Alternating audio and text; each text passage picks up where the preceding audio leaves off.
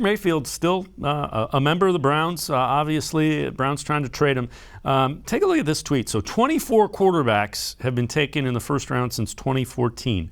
Among them, Baker Mayfield ranks 7th in wins above replacement per season, 6th in total wins, 9th in efficient passing accuracy per play, and 8th in total efficient passing accuracy.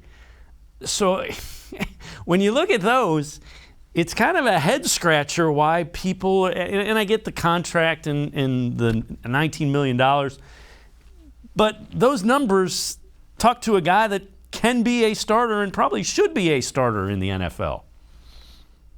Yeah, I think it's kind of like an anomaly, right? Because you look at those numbers, that's one thing, but you look at the eye test from this past year, and that's obviously a totally different thing in what we saw with Baker Mayfield down the stretch, and even the stats down the year. I mean, he was towards the bottom of the league in just about every statistical ranking that you could find on PFF. And obviously, I think going back to the season, a big question has been how much of that was due to injury versus like the confidence being shaken because of an injury. You know, I think those are all fairly valuable questions. And I do think when we've talked about Baker Mayfield, he is like worthy of some criticism, right?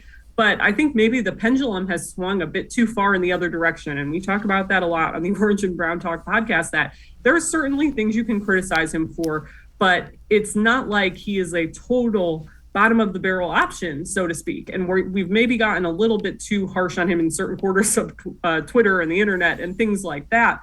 But yeah, you know, I do think there is obviously still a place for him in the NFL, even if that place isn't in Cleveland, even if Cleveland believes he is not their guy, or he is not their guy, maybe he is somebody else's guy.